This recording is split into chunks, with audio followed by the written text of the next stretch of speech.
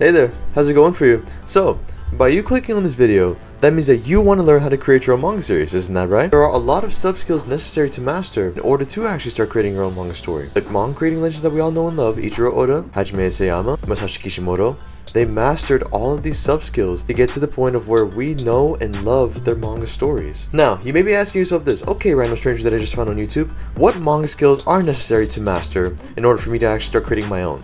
So, one of those skills is paneling. Imagine a piece of paper right in front of you, or a document, or whatever you're doing your manga on. The paneling is basically how you do the shapes on that piece of paper in order for your audience to read each bit of the story in order for it to accumulate into one big story for the chapter. Basically, paneling is how you draw in the shapes for your page. There's also page flow.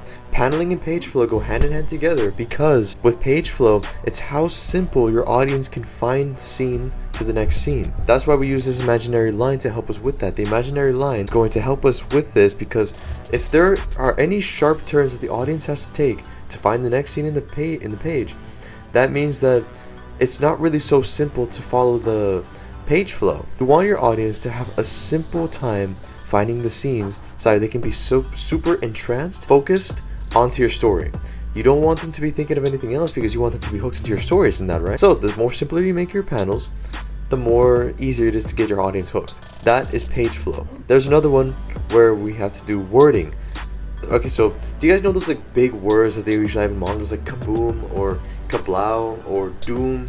All those big, huge words. Yeah, they add a lot of emphasis to the action scenes or to any scene that you're trying to create in general, and that allows you to give your audience a lot more dynamic effect. It gives them more reason to be entranced and more focused onto your story. Then there's a more obvious one that a lot of you guys should know about. There's drawing or AI. You can use either or. I won't judge you for using whichever one. Just pick a means of art that you really want to do. If you still want to draw your panels, then you can go ahead and draw them. But if you want to use AI, just know that it is a time saver. I myself do use AI. And there's also things like scripting, which is basically just you opening up a document or whatever you want to open up, like a Word, and then you have to conjure up ideas in your mind about the story, and then you just type it into a document, so that way the ideas can be summed up and placed into the story, and placed for the story. And this is the more harder aspect of creating manga. I won't lie to you about that. Story bit is a harder one because it involves a lot of revising.